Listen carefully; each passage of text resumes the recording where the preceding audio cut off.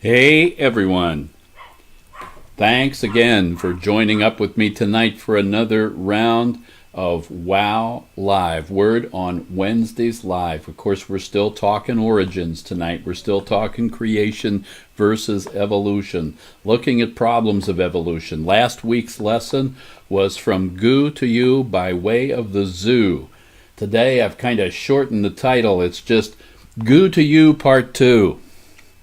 It's a continued look at the serious problems that there exist with human evolution, the assumptions, presumptions, which always happens in this whole origins scenario from the evolutionists and so forth. They claim it to be science, but it really cannot operate as science. Last week we examined the Scopes monkey trial of 1925. Kind of hit some highlights. We didn't go into great detail. That event, though, was sponsored by the American Civil Liberties Union, the ACLU. Was a propaganda effort to promote the doctrine of evolution in America. And yes, it is a doctrine. It's a teaching. We are called upon to believe it. Because it won a kind of propaganda war at the time, even though their defendant, John Scopes, pled guilty at the suggestion of Clarence Darrow, his lawyer, of course. He pled guilty. Well, it really wasn't a suggestion, I guess, if it was coming from someone the likes of Clarence Darrow to do this, So he did. He pled guilty and got off with a $100 fine that eventually was waived anyway on a technicality. But they got what they wanted. They got the propaganda out there about the Scopes monkey trial, the evolution aspects of it. All of that was put out through that. The media was everywhere. It was a highly publicized event. I'm sure newspapers were contacted by the promoters to be sure and cover this because it's going to be very important. And so the Scopes trial has become a milestone in the debate on origins in the United States. At the time, back in the 1920s, liberal theology was making major encroachments into American seminaries, into the Bible schools, and then into churches. This is how it generally works, right? As the seminaries go, so do the Bible colleges, and as the Bible colleges go, so go the pastors, and as the pastors go, so go the churches. If you get corrupt teaching at the seminary level, it's eventually going to filter its way down to the pew. That's what happens. In the latter half of the 19th century, the century previous to this, higher criticism of the text of the Bible came out of German seminaries. So Germany started this like in the mid part of the 19th century. And it spread throughout Europe into their seminaries and into their pulpits. And eventually it found its way to the United States. And a lot of churches began to change on some very fundamental doctrines. You can kind of see the steps there. We abandon Christianity. We abandon the Bible's infallibility. Okay, we're stepping down onto man not made in God's image. Another guy's further down. He's abandoned the idea of miracles, the virgin birth, and he's stepping away from deity itself. There's no atonement for sin. There's no resurrection unto new life. Agnosticism is the step that last guy is leaving, where he's not sure what the truth is, stepping right into atheism, where he's absolutely sure that there is no God. All right, and this is the kind of thing that was happening in the United States. This modernism was taking over churches, and a reactionist movement to liberal modernism formed during the late 19th century, a movement which became known as fundamentalism. The cartoon shown here is from 1922. As it says, and it's titled, "It's the Descent of the Modernists." It's what they have left, what they are leaving, and what's going to happen to all of us if we aren't careful. It's the slippery slope idea, except it's on stair steps. I checked out what Britannica.com had to say about fundamentalism, certainly not an exclusively Christian publication. And they said this: in the late 19th and early 20th centuries, Christian fundamentalists vigorously opposed theological modernism, which, as the quote, higher criticism, end quote, of the Bible involve the attempt to reconcile traditional Christian beliefs with modern science and historiography. Now, they said the word reconcile, which means like we're making peace between the two. I'm reading compromise. That's the word, compromising traditional Christian beliefs with modern science and historiography. Because you know this, the scientists and the historiographers, the historians, they are not going to change what they're doing to accommodate Christianity. Christianity is what's going to have to give up whatever it does. So there's always compromise involved. The term fundamentalist, it goes on, says, was coined in 1920 to describe conservative evangelical Protestants who supported the principles expounded in The Fundamentals, A Testimony to the Truth, 1910 to 1915, a series of 12 pamphlets that attacked modernist theories of biblical criticism and reasserted the authority of the Bible. The central theme of the Fundamentals was that the Bible is the inerrant Word of God. That means it is without error in the original writings. All right? God breathed this into existence. God does not make mistakes. There go. The Bible, in its originally given form, is without error. And I believe that God preserves His Word. And so there's that aspect of preservation as well. Associated with this idea was the view that the Bible should be read literally whenever possible, and that believers should lead their lives according to the moral precepts it contains, especially the Ten Commandments. Fundamentalists opposed the teaching of the theory of biological evolution in the public schools and supported the temperance movement against the sale and consumption of intoxicating liquor. So they opposed the teaching of the theory of biological evolution. See, the cultural climate, therefore, of the time formed the perfect context for the origins debate that was highlighted by the Scopes trial at Dayton, Tennessee. This was a timed event. All right? There was a law passed, the Butler Act in Tennessee, and they responded, the ACLU responded, this is our chance.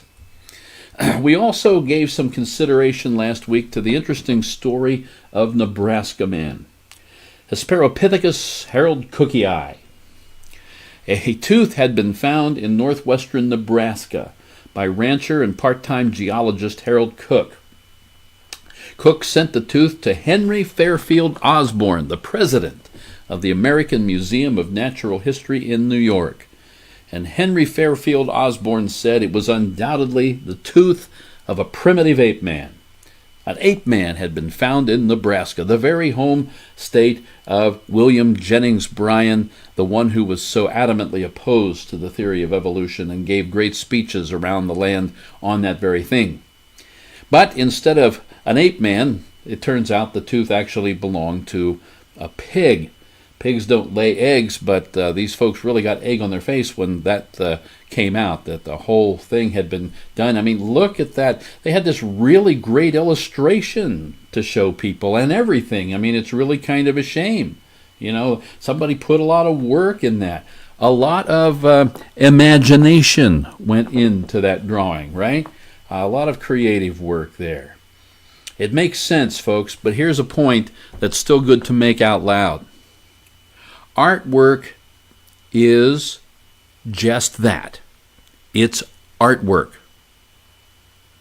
Right? There's no science in that picture. We know that because there's no such creature as that, and so forth. No science in this picture at all. This is someone guessing what an ape man might have looked like. Sometimes it's a dinosaur that might have looked like, or what's something else that bones are found in the ground. This is what it might have looked like. Don't let really clever artistry or really great special effects in a movie be your source for the truth. Wow, this is really the way it was. Jurassic Park, man. That's how it was, man. They don't know. It's all speculation. And frankly, in this case, with Nebraska Man, the idea that a pig's tooth could be the basis for some accurate representation of a human-like creature, boy, that's really a stretch, okay? Just bear in mind, these are the kinds of things that happen.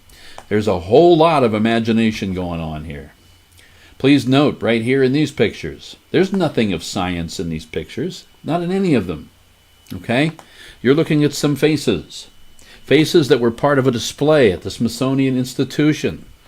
They're very interesting looking faces. They're great drawings, very expressive and so forth, and it's intriguing. They're fascinating to look at. That's sort of the idea. But they're no more than just rank fiction. That's all it is. Nobody posed for these, with the possible exception that live human models may have been used in order to capture human expressions and put them on imaginary creatures, even some of the ones that look much more like an ape than a human. They're putting human expressions on there. I mean, that's no big deal. Disney's been doing that for years, right? Disney's been doing that for years. Here's a famous star in the human ancestors' fictional history. You're looking at Lucy, also known as Australopithecus afarensis. I plan on covering more about Lucy in a later presentation. That's my plan. But for now, I wanted you to take a good look there at Lucy without her clothes on, without her skin on, without anything on or in except her bones. All right?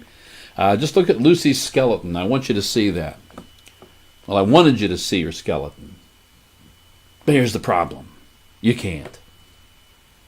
Not even in this picture. You're not seeing her skeleton. Hardly anyone has ever seen her skeleton. This isn't her skeleton. This is a representation of her skeleton, and I don't just mean the picture. I mean the object that's in the case there. All right? That's not a skeleton. That's not skeletal material. Those dark brown pieces that you see there, they represent what was actually found in the dirt. But what you see here, that's not the real bones. Those brown parts are not real bones. They're probably made of the same resin material or whatever it is that the white stuff is made out of. It's just that they're colored and tainted and painted accordingly to look old. Because you only have to see the surface. They're probably white on the inside, okay? The real bones, they're locked away in a vault under the highest security imaginable. They will never be put on display. Someone once tried to gather all the fossils together. It was, from what I understand, reading about it, it was a nightmare. Trying to get all the different fossil evidence for humans all in one big building and have different specialists come in, and the public certainly wasn't open to the public. They brought in specialists to try to look, but it was such a nightmare to try to do it all, because everybody is so protective of what they personally have discovered.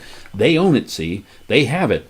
They found it. They have it locked up. They have it put away. They have it sealed so that air can't get to it, water can't get to it, bugs can't get to it, all kinds of things, in order to preserve it for as long as they can, because their whole career is riding on the greatest discovery they ever made, see?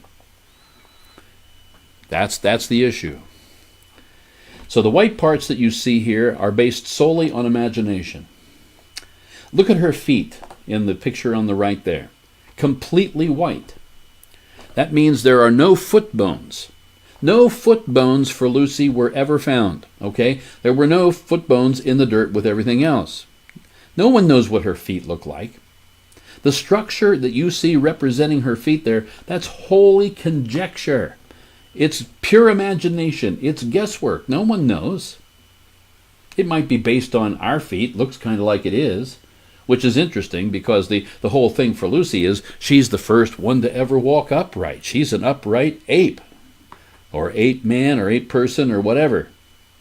So we're going to give her human feet. But there's no feet found. They don't know. All right? Look at her hands. Pretty much the same deal. That right hand, if you look at both pictures, pretty much looks white everywhere. I don't see any brown. I think the left hand might have a brown forefinger area, you know, and so I don't know. Mostly white, though. And her skull, not really much to go on there to create things. The cheekbones, conjecture. Eye sockets, conjecture. Upper lip area and right above her teeth, just pure conjecture. All right? They don't even have a whole jawbone. They're speculating on what the distance might be between the two pieces of bone there along the bottom jawline. You know, if you discovered a jigsaw puzzle at a yard sale and that many pieces were missing, you wouldn't want to take it home even if they were paying you to take it, right? I mean, what's the point?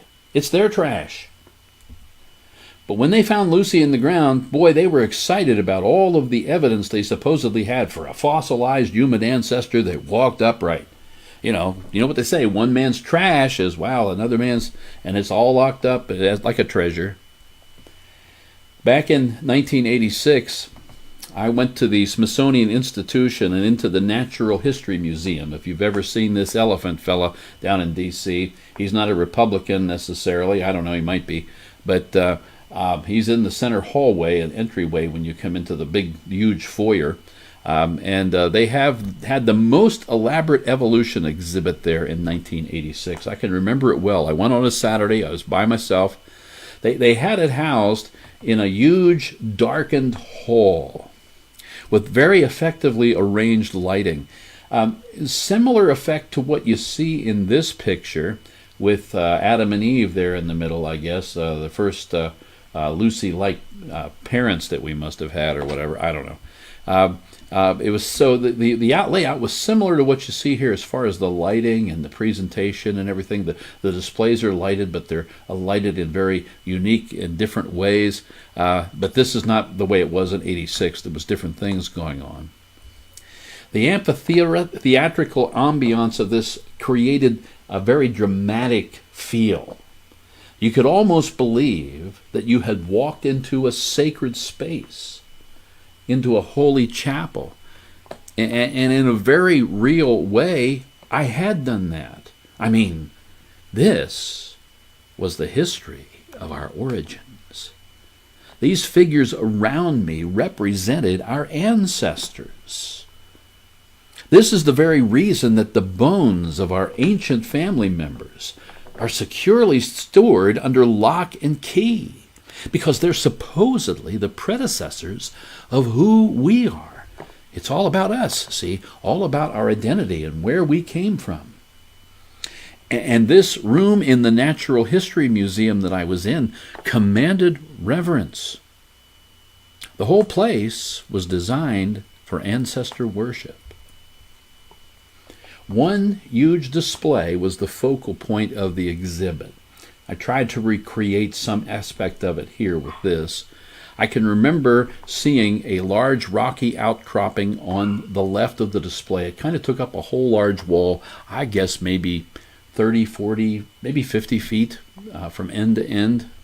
And the ground cover was pretty much sandy on the flooring right there. Not much in the way of vegetation or growth represented. Sand, few rocks and stones and stuff. Somewhat similar to that, not as hilly. There was a painted backdrop behind it all, which gave you a feeling of depth, and of course there was backlighting and that kind of thing to give a feeling of depth, darkness in some areas, and it looked very much like a desert scene. And standing about 30 feet to the right of the rocky outcropping was one of our imaginary ancestors, very much like what you see here, again with the white and brown, okay? The figure before me was just a skeleton. Again, like Lucy, the brown parts of the skeleton represented the material that had been found, while the lighter parts of the skeleton were filler material. Again, none of it obviously was real bone because it's exposed to the air and all the humidity coming off of sweaty human beings as they're walking through and everything. I don't remember what the figure was even supposed to be. I don't remember its name or anything like that. But the skeleton gave the suggestion of it being an ape-man. Again, very similar to what you're seeing here. And so presumably he was at home after a hard day of hunting or food gathering or, postal delivery or whatever he did. And there were people milling around throughout the whole display, looking at other displays and everything. But everyone was very quiet. After all, this was a cathedral. It's a place of worship where we're at. Standing next to me, looking at this bony ape man, were a mother and her teenage son. He looked like maybe he was around 13 or 14 years old. And I heard her saying to him as they're looking at this together, she says, just because you're seeing this here doesn't mean that it's true. And I'm like, my ears are like even back in 1986, I was kind of plugged into this stuff, and I'm like, whoa. And then he replied to her, but they have all this evidence. So I took a chance and I explained to him with his mother standing there about the difference in the darker and lighter colored bones like I've been explaining to you. And I wanted him to know they hadn't found a whole skeleton here. They just found parts and pieces. I wanted him to understand that a large part of that skeleton was imaginary. I think there was less brown on the one, not less brown, wasn't he an orchestra director? Anyway, there was less brown on the skeleton that I saw than there is on the one pictured here. A large part of it was imaginary. I didn't say much more than that because I didn't want to be obnoxious or ill-mannered. I don't know what the mother was thinking, but what my intent was to really try to help that poor mother in the face of all of this exhibit in this room, probably costing hundreds of thousands of dollars of taxpayer money. We support this religion, compulsory support, okay? And with all the special effects, all the fancy lighting, the atmosphere geared toward worship, what chance did Mom have against all that propaganda, and all that effort, and all that technical expertise? How could she possibly convince her son that what he was seeing was a show, was just a big production, like those faces we saw earlier, really fancy and intriguing, but not the truth? Because no one knows what the truth really is with these bones. I mean, one thing that we have to understand is that the recovered material that comes out of the ground of our supposed primitive ancestors, that material is not used to prove that evolution happened. No, see, the faithful, well, they already believe the story, okay? They don't need proof. They don't think they need any evidence for the story. So whenever they find bones or other relics or whatever, what they do then is try to make it fit into the story that they already believe. It's got to fit there. Now this is the exact opposite of the way real science works. Doing real science involves repeatedly observing a phenomenon, asking questions about how that phenomenon might be happening, what's contributing to that, what are factors, what isn't a factor, so forth, forming a hypothesis based on that, as best a reasonable guess as you can, describing what is happening, and then devising a means to test the feasibility of your hypothesis, come up with experimentation, in other words, and then repeating it all, going back over it just to be sure. Get all the data you can, and once you're certain you've done all you can, you publish your results for critical examination by your peers in your field. Because they have eyes too, and they have minds, and they have ears, and they have things that they'll see and notice that you possibly missed, and things that you need to correct. You should have done this, you overlooked that. In time, your hypothesis you came up with may or may not be the accepted explanation for the phenomenon that you originally observed. That's science. But in the case of evolution, the hypothesis, the narrative of the story of evolution, which is completely untestable because no one can go back and correct it or examine it or correct anything that anybody thinks. But so the narrative is accepted as being the truth. This is the truth. A foregone conclusion that's impossible to verify. And then anything discovered is somehow, it has to be forced into the narrative.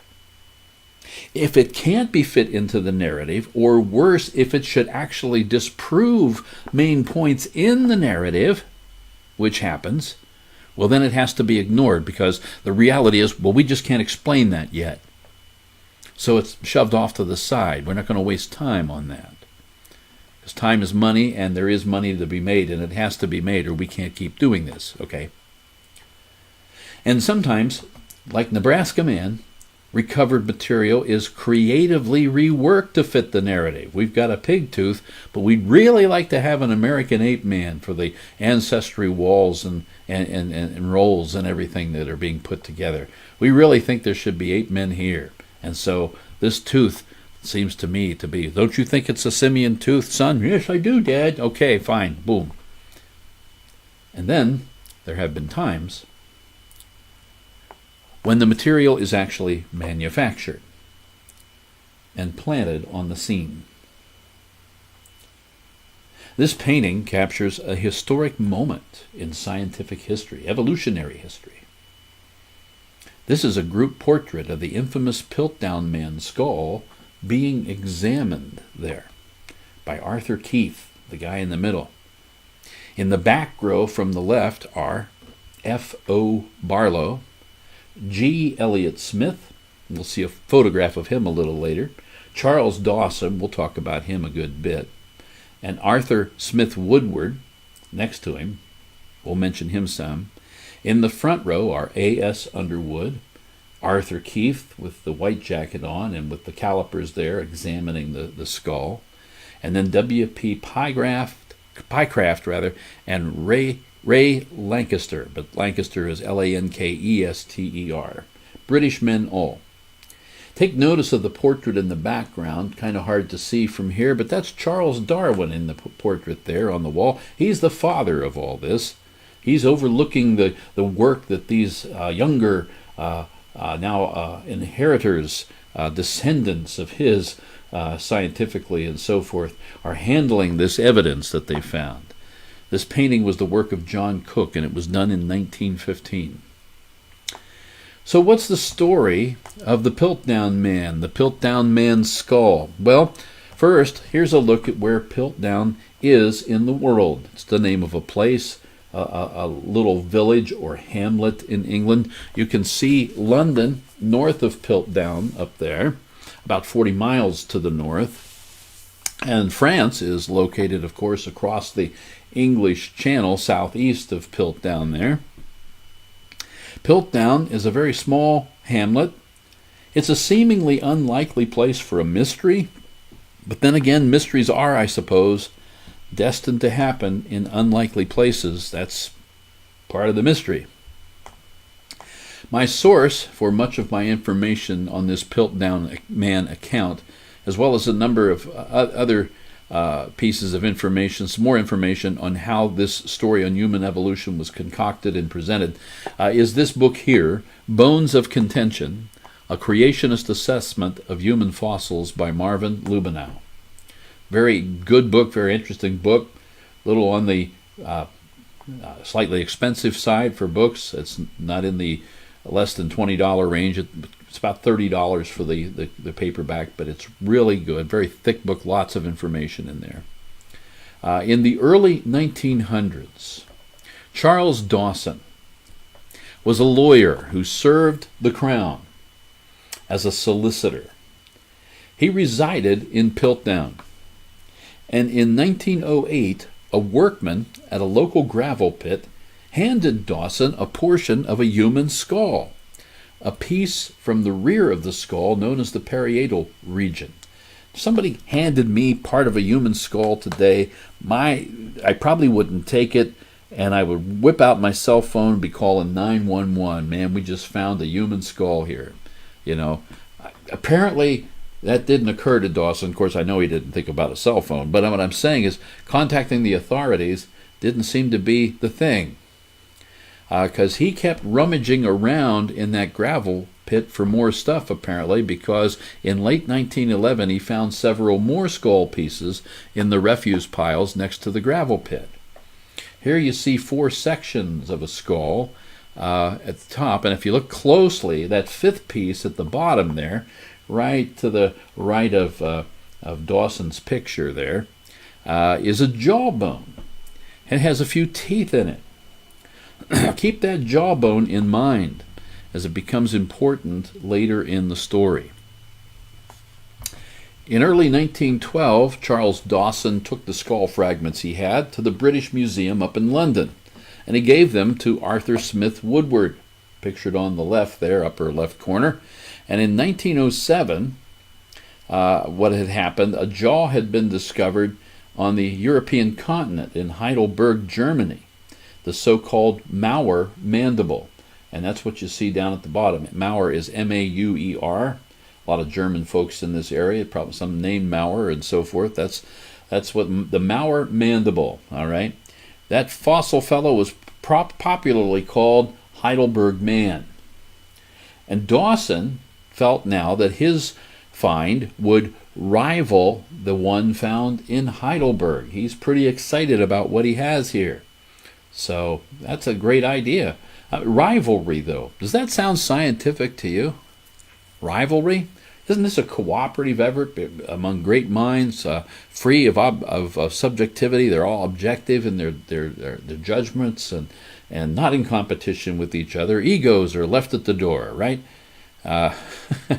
Oh, well, it doesn't sound like it's scientific to be rivals, but it does sound a great deal like the way human beings actually conduct ourselves. I mean, think of it this way. Germany had their own primitive human ancestor found in 1907. In fact, in the 1850s, they found Neanderthal bones were found in Germany.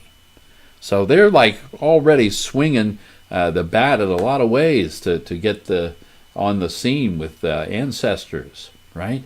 So in 1908, they've got a 1907 Heidelberg Man. In 1908, Dawson's handed a piece of a human skull from right in his own hometown. Does it get any better than this? Wow, it really looks like England could now have their own literal piece of human history, right? A literal piece of a human ancestor. I mean, I bet that's what those 8 guys sitting around that table were thinking, I bet that's what they're thinking. And then just down the road a piece from where the great saint of evolutionary doctrine, Charles Darwin, had written and had published his book, which started it all. The Origin of Species by Means of Natural Selection, or the Preservation of Favored Races in the Struggle for Life. I wonder if Black lives mattered to Charles Darwin. This is the preservation of favored races in the struggle for life. And remember, that's Charles Darwin's portrait on the wall behind these guys, looking over their really important work, So they're paying homage. The artist paid homage to him. I'm betting there probably really wasn't even a portrait of Darwin on the wall. Maybe there was, but it would be no big deal for an artist to throw it in there because, it captures the spirit of the moment, not necessarily the reality, like Nebraska Man. To aid in this really important work, Dawson and Woodward were about to be joined by a French Catholic priest by the name of Pierre Teilhard de Chardon. I'm not too good with French. I didn't take Pierre. Pierre is French. Pierre Teilhard de Chardon. Teilhard, as the D is silent, I remember. Teilhard, okay? Teilhard. It's an LH thing. I'll get it right. I'm going to try it again. Pierre Teilhard de Chardon. There we go. Pierre Teilhard de Chardon. It's even better, right? Marvin Lubenow writes this. Studying at nearby Hastings, which is a little village to the southeast of Piltdown, was the 31-year-old French Roman Catholic paleontologist priest Pierre Teilhard de Chardon, destined to become famous for his relationship with both Piltdown Man and Peking Man. Later he would become known as the formulator of a pantheistic evolutionary theology.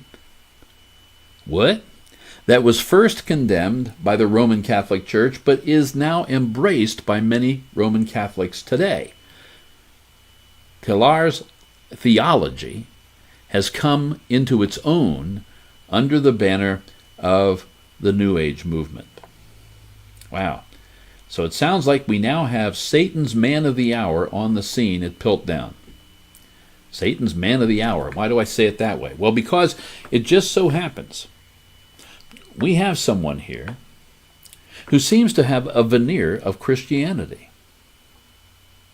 I want you to think of the Antichrist here, who is a replacement Christ. He's not opposed to Christ. He is, but He's really meant to replace Christ, to take Christ's place.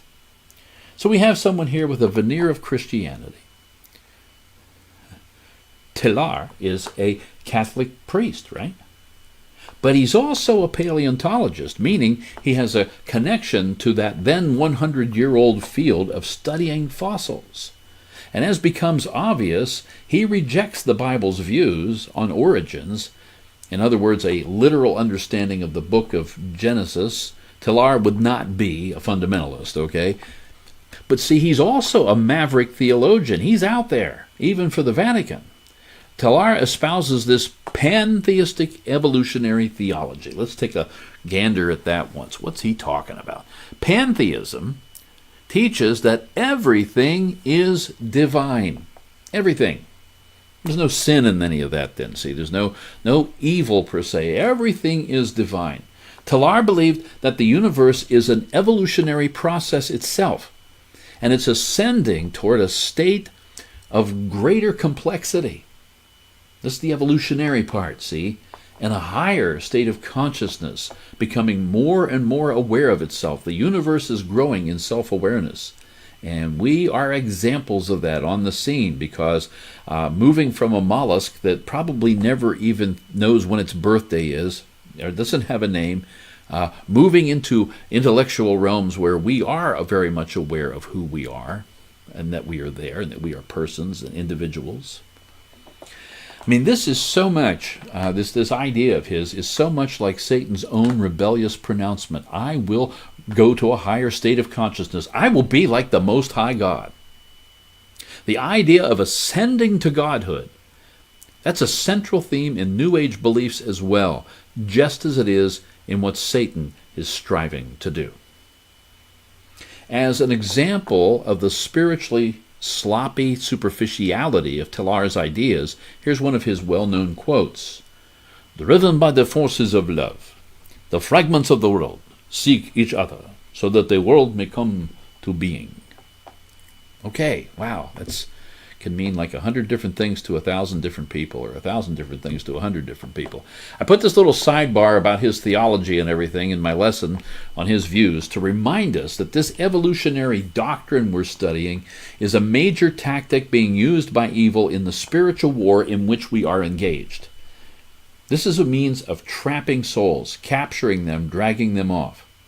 Remember, this is not about science versus religion. No, this is ultimately a battle between two primary belief systems. That's what's happening here.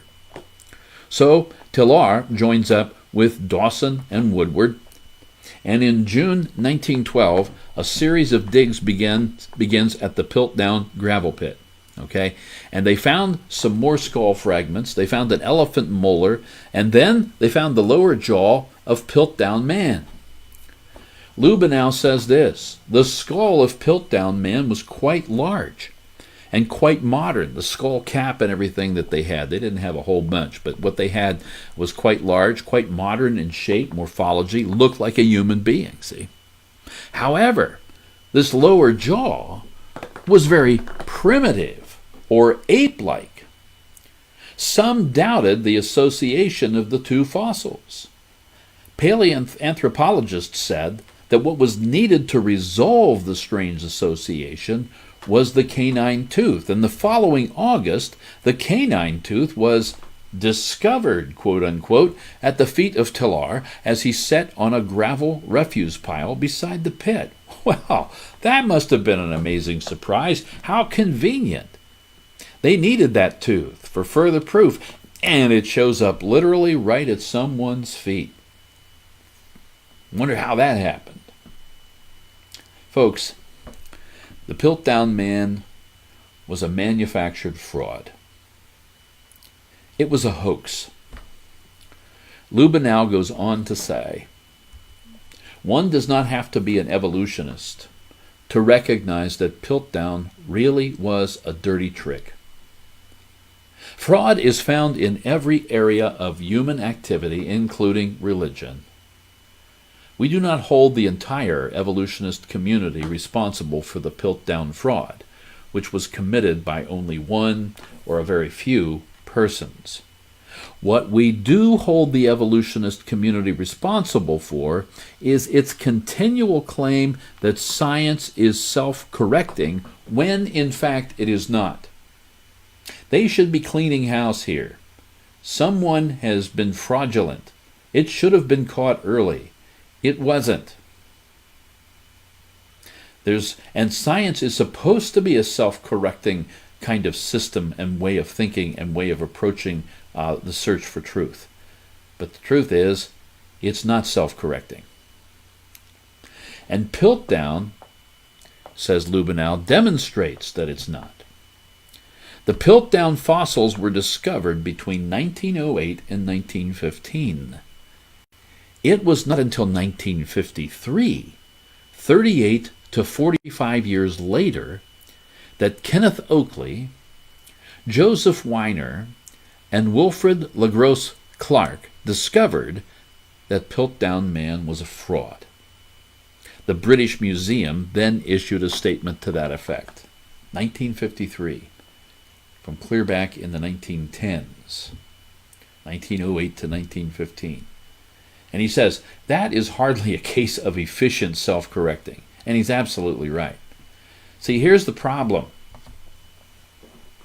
This fraud was undiscovered for nearly 40 years, 4 decades. If you were 20, you were 60 by the time it was found out. Someone faked the evidence in the beginning, apparently really wanting England to have its own ape-man. And so they faked the evidence. I mean, Germany had theirs already, 1907, Heidelberg Man, desiring it to the point of lying about it, okay? As Marvin Lubenow says, science claims it is self-correcting, but as we discussed earlier, the scientific method is not followed very often, especially when it comes to the field of fossil studies. The evolutionary story, a fairy tale for grown-ups, has been told again and again and again, and so many simply believe it to be so. Any evidence found is then made to fit into the storyline, if it can be fit at all. And in the case of Piltdown Man, it literally was made to fit the story. The December 1953 newspaper article that you see here on the screen says inside that red box, physical anthropologists have been viewing Piltdown with skepticism for years. Well, that just begs the question, then why didn't they do something about this? When you read that what you read there is the evolutionist community trying to save their own face. They just got caught. And so we've been doubting that for a long time. They're immediately creating distance between themselves and this horrible mistake. Regardless of what we read in 1953, Piltdown was held to be legitimate by many for many years, and it's easy to prove. Check out this New York Times article from September 29, 1931, a little over 20 years before Piltdown was declared to be a hoax. The headline that has a London byline beneath it there, this takes place in London, the headline reads, Piltdown Man marks dawn of human race, Osborne says, contradicting present views.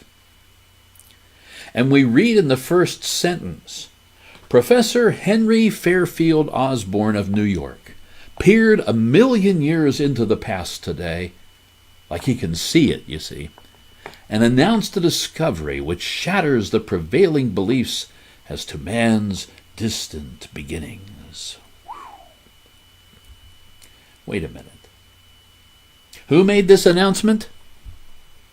Does his name sound familiar to you? Henry Fairfield Osborne of New York? Why, we talked about him earlier this evening. We talked about him last week. Osborne was the president of the American Museum of Natural History in New York City when he declared that a single tooth heralded the discovery of Hesperopithecus, Harold Cookie Eye, Nebraska Man, all from the tooth of a pig. That's the expert that we're seeing here. You know, it doesn't sound like the president of the American Museum of Natural History in New York was now viewing Piltdown Man with any kind of skepticism here, just 20 years or so before it was declared to be a hoax. He's not doubting the evidence. He's rolling with it, man. He's on a roll.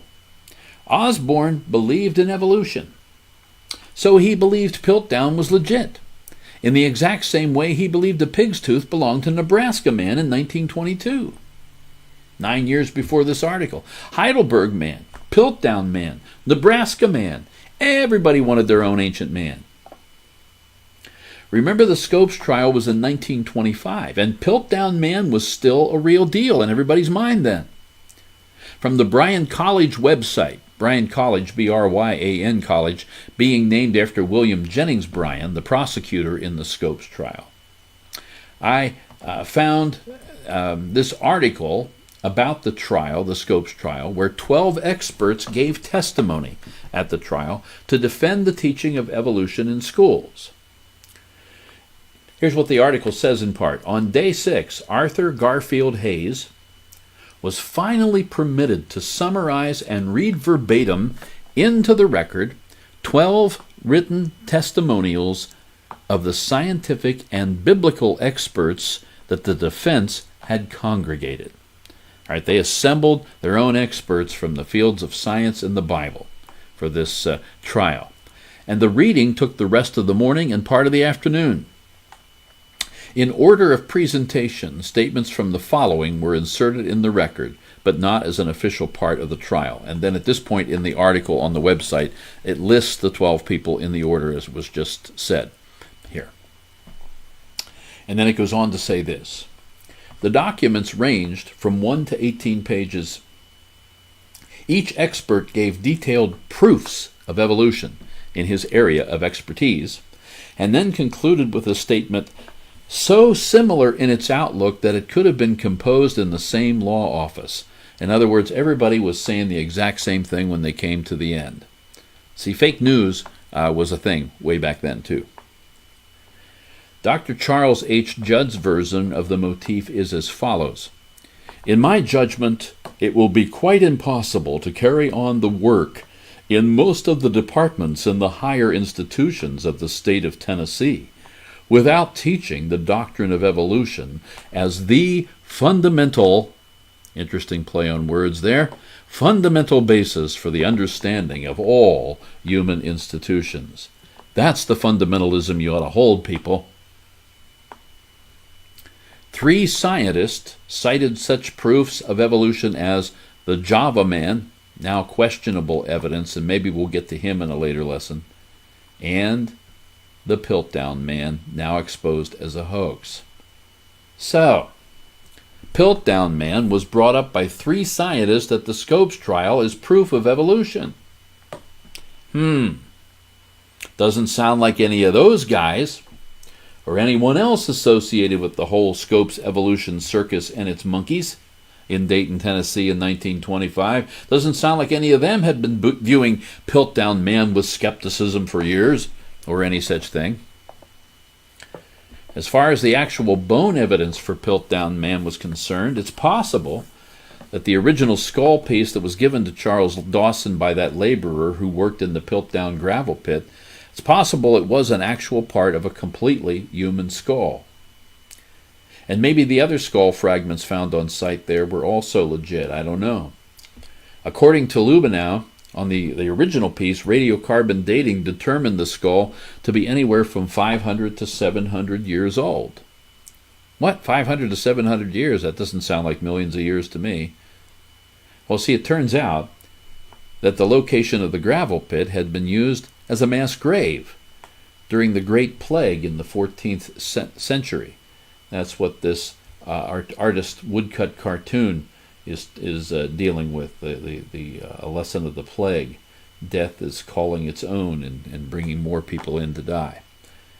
The rest of the evidence, animal bones and tools and such, most likely had been planted there by the hoaxer, trying to build a case, okay? Those bones had been treated to match the brown color of the original skull fragment, like they all belong to the same time frame, right? The lower jaw turned out to have once belonged to a juvenile female orangutan. That's why it looks so small. The spot on the jaw that would have attached to the skull was missing. Convenient, because it actually had been broken off to hide the fact that it actually did not fit the skull. The teeth in the jaw had been filed down to match the teeth of the upper jaw. The canine tooth had also been filed. So who was this hoaxer? Well, some said that it was Dawson, Charles Dawson, the original discoverer of the skull fragment. He's probably the most suggested culprit, or if not the actual hoaxer, people would say that he was still involved somehow in the hoax. Not everyone, though, pointed the finger at Dawson. One writer said that Sir Grafton Elliot Smith did it. He's one of the guys that was in the painting that we saw earlier, the 8 men standing around, the ape men, I guess. Another one said that a jeweler by the name of Lewis Abbott was the guy who faked all this. Marvin Lubenow, the writer of the book, said he, along with Stephen Jay Gould, an evolutionist, they both believe that the Catholic priest paleontologist Pierre I can't even say Pierre anymore, Pierre Teilhard was the guilty culprit. And then one man suggested that Sir Arthur Conan Doyle, the creator of Sherlock Holmes, was the hoaxer, because he lived just a few miles down from the Piltdown pit. And around that time, Doyle was taking some heat because he was believing in some supernatural things. He was part of the Spiritist movement in England, which is kind of surprising, but nonetheless, that's what he was doing. And so he took some criticism from that in the press and from the scientific community for whacking out on him, kind of. And so they said, well, he did this to get back at the scientific communities and put up this big fake to just take them down. In 2016, the Royal Society website published a research paper entitled New Genetic and Morphological Evidence Suggests a Single Hoaxer Created Piltdown Man. Answers in Genesis summarizes the conclusions. In a new study, scientists report that evidence strongly points to a single trickster, Charles Dawson, the man who introduced the fossil to the scientific community. He's the one, of course, that I have circled there.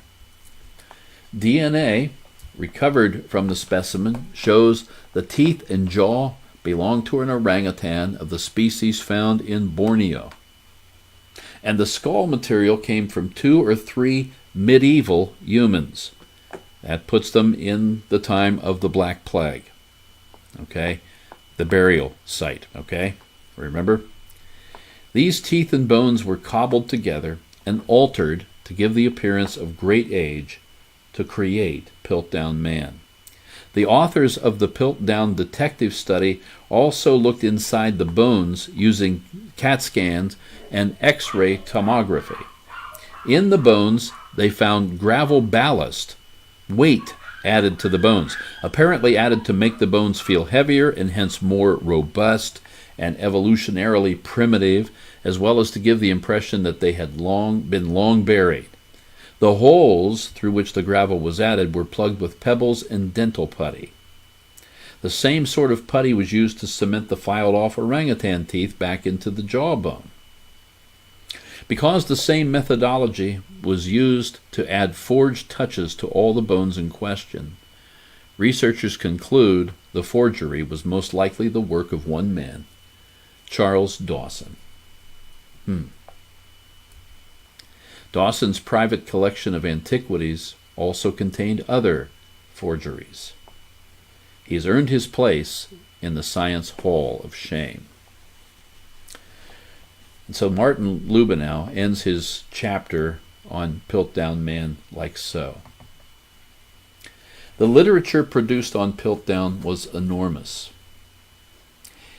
In other words, all the work that was done on the Piltdown Man skeleton or skull, as it was believed to be true in those 40 years, he says it was just vast. This was exciting.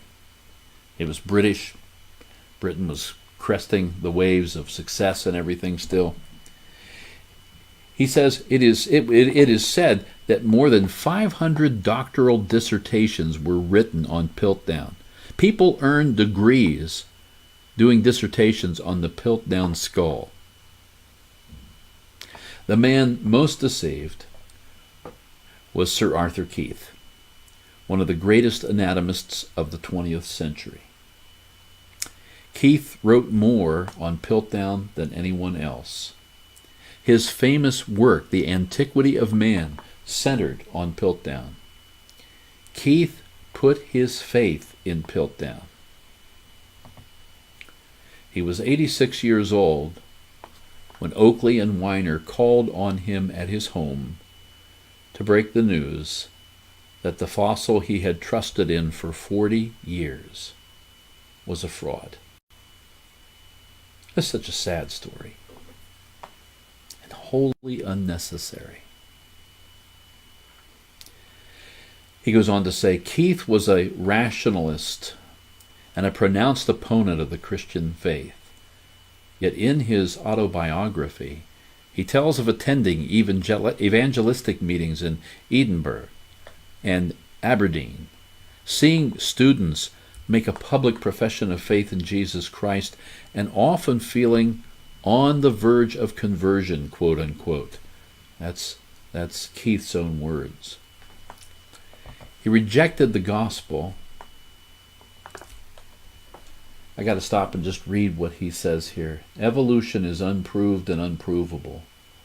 We believe it only because the only alternative is special creation, and that is unthinkable. Can't prove evolution, it's unprovable. This is what I've been telling you throughout this whole series. Arthur Keith agrees with me. But they only believe it because it's the only alternative to it is special creation, and that's just simply unthinkable. Unproved and unprovable is better than unthinkable, according to him, I guess. Lubenow says he rejected the gospel because he felt that the Genesis account of creation was just a myth, going down those stairs, you see, and that the Bible was merely a human book. It causes profound sadness to know that this great man rejected Jesus Christ, whose resurrection validated everything that he had said and did, and then only to put his faith in what proved to be a phony fossil. The widespread myth, Lubenow says, is that science is self-correcting, and because of this, it is a superior worldview. In reality, science is not adequately self-correcting, and for very practical reasons, cannot be self-correcting in any meaningful way. This is a spiritual battle that we are engaged in, folks. It's not something that is science versus religion, not at all. Evolution is a belief system. And it is something that people believe. If it's unproved and unprovable, it has to be believed. He says, we believe it, only because the only alternative is special creation, and that is simply unthinkable. Why is it unthinkable, Sir Arthur? Why? So sad. We have our work cut out for us to reach others. There are people who are giving themselves over to what science says today. This is the end result of this 100 years of this kind of thinking permeating throughout our culture and what it has done to our young people. They look at something on Jurassic Park, see the dinosaurs, and they would believe, oh, that must be the way it is, or was, because it's science. Now, it's a movie. It's special effects based upon what some people think. And a whole lot of imagination and great deal of speculation, even given almost human-like actions to the dinosaurs themselves, in some cases. Incredible. Incredible. This is where we are, though. People have been lied to. This is Satan's doing, because he's trying to keep people from getting to know Christ. You know, the one article that that I read said about the human origins. The 1931 article. See if I've got it here. Yeah. Professor Henry Fairfield Osborn of New York peered 1,000,000 years into the past today and announced a discovery which shatters the prevailing beliefs as to man's distant beginnings. And I thought when I read that earlier today of Jesus' words, have you not read that at the beginning he made them, at the beginning, male and female? That's man's beginnings. Jesus said so. I trust in Jesus, and I hope that you do too. Thank you so much for listening tonight. God bless you folks. We'll talk to you again soon.